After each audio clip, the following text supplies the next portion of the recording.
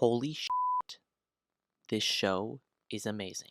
I'm a massive fan of the Marvel Cinematic Universe. Captain America, Thor, Iron Man, Hulk, and the whole gang have been responsible for giving me some of the purest forms of cinema hype of all time. The reaction to certain reveals and events in some of these movies were on the same level of some of those people reacting to Smash character reveals. However, like a lot of people, Endgame being the final chapter in the Infinity Saga acted as a death sentence to my hype. All of my favorite storylines came to a head, and there wasn't much reason for me to stay invested. Was I going to watch the new Eternals? Yeah, but I wasn't really excited for it. Even properties that existed before Endgame I didn't care about too much.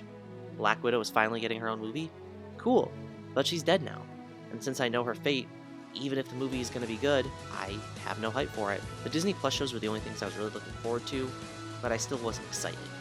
All of that is different now, because WandaVision was fucking incredible. It wasn't just a good show, it was exactly what Marvel needed to release to get me, and I assume other people like me, hype for the MCU again. Now, because of the unfortunate effects the pandemic had on the film industry, the layout of Phase 4 was altered because of delays. If not for this, Phase 4 would have gone Black Widow, The Eternals, The Falcon and the Winter Soldier, Shang-Chi, and then WandaVision. A fine lineup, sure, but none of those prior properties seem like they're going to shake anything up.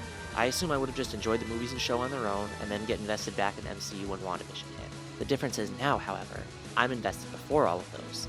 Even if they're not as good as WandaVision, I'm hungry for more MCU content because of WandaVision. So why is that? Well, let's get into it. The first thing about WandaVision that I absolutely adore is its release schedule. It's almost impossible to deny that we as a society have been spoiled by Netflix, and consuming content on a week-by-week basis just isn't as enjoyable as it used to be because we crave immediate answers when we're invested in a show. Nowadays, cliffhangers act as motivation for us to just keep watching one more episode, instead of their original use of keeping us excited while we wait a whole week for the next episode. WandaVision brought me back that excitement for week-by-week releases. I genuinely don't think the show would have had the impact it did if it was released all at once, and that harkens back to its premise. Each episode is based off a different era of television. Therefore, each episode is written as if it takes place in that era, which in turn means it is written fully aware that you won't be binging it all at once. It makes excellent use of cliffhangers to keep you excited and keep the conversation going. That being said, binge watching won't take anything away from the show, so don't let that deter you. I'm just saying that the week-by-week releases definitely improve it. When you first watch the show, I wouldn't be totally surprised if you did enjoy the first 2.5 episodes. Personally, I did, because the character writing and slight nods it gave to the overarching story before it's revealed kept me interested, but they simulate 50s and 60s television amazingly, and the source material isn't great on its own. I think these episodes still hold up on their own, but I won't fault you for disagreeing. However, when episode 4 rolls around and the first 3 episodes are fully contextualized is when WandaVision gets in full swing. We follow FBI agent Jimmy Woo, and then those supporting characters from Captain Marvel and Thor, as they begin their investigation into the television show we've been watching up until this point. We could have started here, but because we had these 3 episodes establishing the world, the rules of the show, and showing us what normal is for Wanda and Vision, we were able to just jump into the new storyline without having to worry about any exposition dumping to explain everything away. To enjoy episode 4, we needed episodes 1 through 3, and it retroactively enhances those episodes by adding new context. But that's not the only example of great world building. Oh, no. Just the intro in episode 4. Dear God, that is what I wanted from Far From Home. The chaos of everyone flipping back into existence, seeing how the world reacts to this insane event and how actually showing some of the darker implications bringing everyone back would have. Episode 4, in just over 2 minutes, provides us with what is possibly the best hook to any storyline in the MCU. The structure of this show is like nothing we've seen in the MCU thus far. Each episode is based around different eras of television. Like I said earlier, they do an incredible job of emulating the shows in each era. Any part of the Wanda and Vision portion of each episode after 4 feels like it could have been taken right out of a scene from the source material. Whether it be Sabrina the Teenage Witch or Malcolm in the Middle, it will feel like a mixture of that world and Marvel, which is a surprisingly interesting concept. And that's just the format the story is presented in.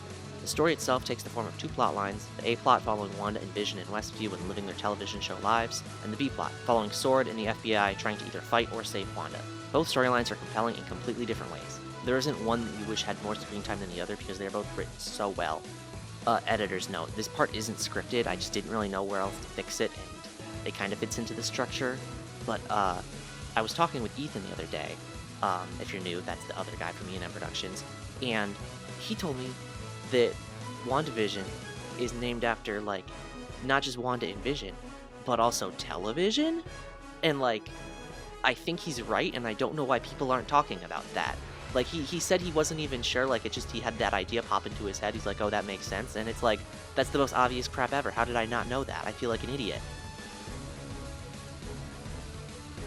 WandaVision is probably the most ambitious project in the MCU since the Netflix shows. To explain why, we're going to need to get more specific spoilers of the show. Skip ahead to the time shown on screen right now if you're not all caught up. The ambition of the show is crazy.